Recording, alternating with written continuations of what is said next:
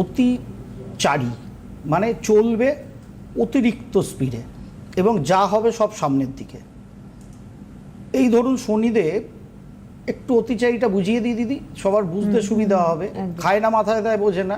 অতিচারী বৃহস্পতি আমার রাশির পক্ষে কি হবে এটা সবাই শুনে শুনে মোটামুটি ভাবছে হেভি ভালো হবে, কেউ ভাবছে বাবা ভালো হবে না।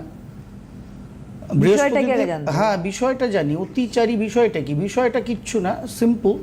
যে রাশি থেকে অন্য রাশিতে সব গ্রহই যায়, কিন্তু কখনো কখনো দেখবেন জ্যোতিষশাস্ত্রীরা আমরা বলি, মানে অঙ্ক অনুযায়ী বলি, এটা নর্মাল ফেনোমেনা অঙ্ক, যে কোনো একটা গ্রহ একটা রাশি থেকে আরেকটা রাশির ঘরে গেল, সেই রাশিতে বক্রি হয়, বক্রি হয়ে সেই রাশিতেই আবার পেছোয়, ওই রাশির মধ্যেই থাকে।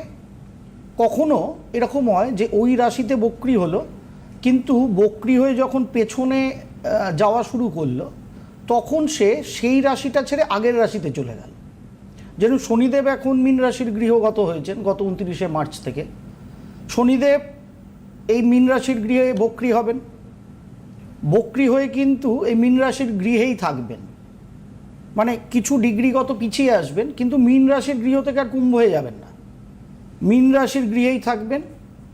2027 সালে 3 জুন শনিদেব মীন রাশির গৃহ ছেড়ে মেষ রাশির গৃহে যাবেন।